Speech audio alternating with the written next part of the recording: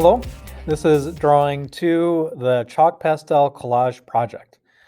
So in this assignment, you're gonna do a collage, and as it kind of says, the assignment right here says collages have been around for a long time and are favored among artists. In this project, you will select 5 to 7 images, it's flexible, that you can crop, you can enlarge, and you can manipulate as you project those images onto your 18 by 24 paper. Okay.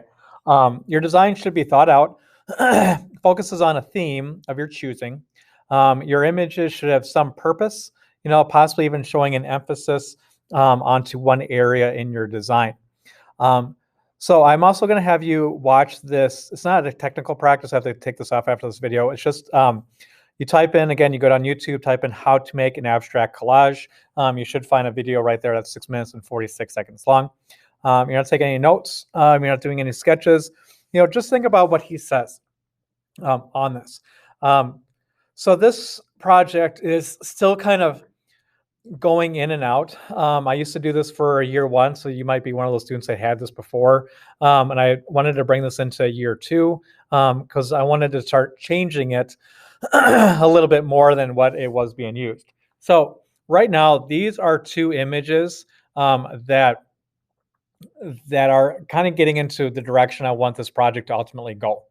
If you cannot do this kind of thing and you want to stay with the older way of doing it, as of right now, that's fine because I need to find a better way of teaching it aside from just kind of explaining to you how to do it. So watch this video. He does a really good job kind of explaining history about it a little bit and kind of where it is at today. So first off, let's kind of talk about what we used to do. This is an example. What we used to do is like you had to come up with a theme. Usually you had something that you liked, or whatever, and then you'll get on the transparency request slide, thing that'll be listed on Schoology for you. And you want to put two images down per slide because I want to blow them up larger. So then you have the option of kind of zooming in and out, quite a bit more, so you can crop your images. Because as the artist, I don't want you just doing the full size of everything all the time, but figuring out what parts of something are important. That's the artistic side on here and why I don't have a problem so much with people using a projector in drawing class, because you are working with multiple types of imagery. Okay. A lot of times collages are done, when you cut out, pictures in a magazine and you glue them down. Or in the digital age, you find images on the internet, you still crop it, you mess around with the filters or the colors of that, and you get an idea as well. So it can become more of your own. But again, watch that guy. He does a really good job of explaining it.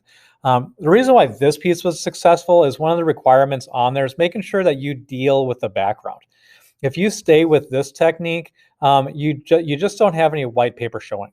There is something everywhere, on here, and you still zoom in and out. You could even use the same image multiple times, maybe sometimes a bit smaller, maybe sometimes a little bit bigger, however you want to kind of want to play around with it. It's also sometimes kind of cool if you could have an area on there that's you're trying to emphasize or you're trying to bring attention to, where things are rotating around there, things are kind of pointing to it. You have all those kind of options as the artist yourself on what you can do. That one. Let me jump back onto the project. Here she is. So that's what we used to do. And here's a couple other examples that I felt like were kind of successful. This is where I kind of wanted to go. Excuse me.